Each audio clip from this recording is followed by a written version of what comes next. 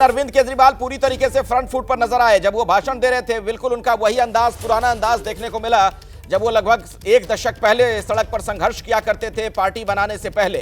मेरे साथ अभय दुबे भी इस वक्त मौजूद हैं, वरिष्ठ पत्रकार। अभय जी, ये जो कदम अरविंद केजरीवाल का है, इसे आप कैसे देख रहे हैं? देखिए, मेरा मानना है कि उन्होंने एक जबरदस्त रणनीतिक परिवर्तन किया है और वो साफ कह रहे हैं कि अगर मैं बेईमान हूं तो जनता मुझे हटा देगी और मैं जब अपनी ईमानदारी साबित कर दूंगा उसके बाद मैं मुख्यमंत्री की कुर्सी पे बैठूंगा। 2 दिन बाद वो अपने विधायक दल की बैठक बुलाकर नया मुख्यमंत्री चुनेंगे उसके अंदर, और फिर पूरी तरीके से अपने आप को चुनाव प्रचार में झोंक देंगे। अभी वो हरियाणा में चुनाव प्रचार उन्हें करना है और उसके बाद फिर दिल्ली में जो संगठन की जो स्थिति है उसको और सुधारना है। मनीष सिसोदिया पहले से ही बाहर हैं, वो पहले से ही चुनाव प्रचार कर रहे हैं। ज्यादातर संभावना यही है कि मनीष सिसोदिया चुनाव तक नए मुख्यमंत्री हों, क्योंकि नंबर 2 तो आम आदमी पार्टी में और जो सरकार थी नहीं, लेकिन उन्होंने ये कह दिया अभय जी, उन्होंने कहा कि जो मेरा दर्द है वही मनीष जी का भी दर्द है। हम दोनों ने तय किया है कि हमें जब फिर से जनता चुनकर भेजेगी तभी हम बनेंगे, वो उप मुख्यमंत्री और शिक्षा मंत्री तभी वो भी बनेंगे।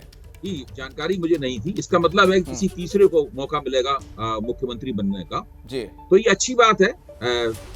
एक नेता जो कि स्थापित नेता है, अभी तक आम आदमी पार्टी मुख्य तौर पर माना जाता था कि ये 2 ही व्यक्ति आम आदमी पार्टी को चला रहे हैं। ये लोग जेल भेजे गए, जेल भेजे जाने से इन्हें मौका मिला आम आदमी पार्टी में ये दूसरी कतार के नेता उभरे, जिनके बारे में हम जानते हैं। उसमें सौरभ भारद्वाज हैं, आतिशी हैं, कैलाश गहलोत का भी नाम उभर कर आया। तो आम आदमी पार्टी जिस दौर से गुजर रही है उसमें जरूरी है कि कोई ना कोई वो असाधारण कदम उठाएं, और अरविंद केजरीवाल ने एक असाधारण कदम उठाया है। मुख्यमंत्री से पद से इस्तीफा देने का ऐलान किया है और अब आम आदमी पार्टी नए तरीके से, एक नई दृष्टि से दिल्ली की राजनीति करेगी ताकि दिल्ली में लगातार चौथा चुनाव जीत सके। बिल्कुल रामकृपाल जी, ऐसा लग रहा था कि कहीं बैकफुट पर आ रहे हैं अरविंद केजरीवाल। पिछले दिनों में उनकी पार्टी की जो स्थिति भी नजर आ रही थी, जब तमाम टॉप लीडरशिप जो है, शीर्ष नेतृत्व, वो जेल में था, लेकिन ऐसा लग रहा है उन्होंने इसी चीज को हथियार बना लिया है। वो तो अगले चुनाव का एजेंडा सेट कर गए आज। देखिए, मैंने पूरा सुना अरविंद जी को।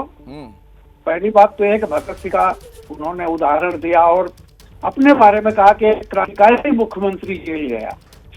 तो खैर, ये उनकी अपनी बात है, लेकिन जो परिस्थितियां थी, मैंने पहले ही दिन एक वो कहा था कि अरविंद केजरीवाल रिहा हुए हैं, मुख्यमंत्री अभी जेल में है।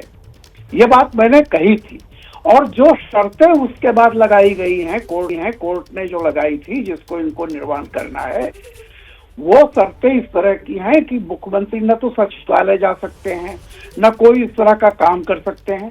सलाह भले दे ले, लेकिन आप ये बताइए कि तो कुल मिलाकर की स्थितियां ये थी, इनके लिए संकट था। लेकिन मैं मास्टर स्ट्रोक इसलिए मानता हूं कि अरविंद जी ने आपदा में अवसर ढूंढ लिया है। उनको पता है कि बिल्कुल वही मैं रामकृपाल जी कहना चाह रहा था। आपदा में अवसर जो शब्द है, बिल्कुल उसको लग रहा है इन्होंने एक हकीकत में उतार दिया। बिल्कुल, मैं यही कह रहा हूं कि उन्होंने ये देखा कि अब फरवरी में चुनाव होने वाले हैं। मान लीजिए इस पर कोई जिद करते तो उन्होंने बड़ी बारीकी से अपने को और अरविंद के मनीष सिसोदिया को इससे अलग कर लिया है। और अब इसके बाद वो कह रहे हैं कि जब वो जीतेंगे तो फिर से मुख्यमंत्री बन जाएंगे। तो कोई भी जनता भी गई थी, उन्होंने किसी को कर दिया था। कई लोग ऐसे हुए हैं, नीतीश कुमार जी ने किसी को और कर दिया था, तो जेल नहीं गए थे। ठीक है रामकृपाल जी, मैं आऊंगा आपके पास।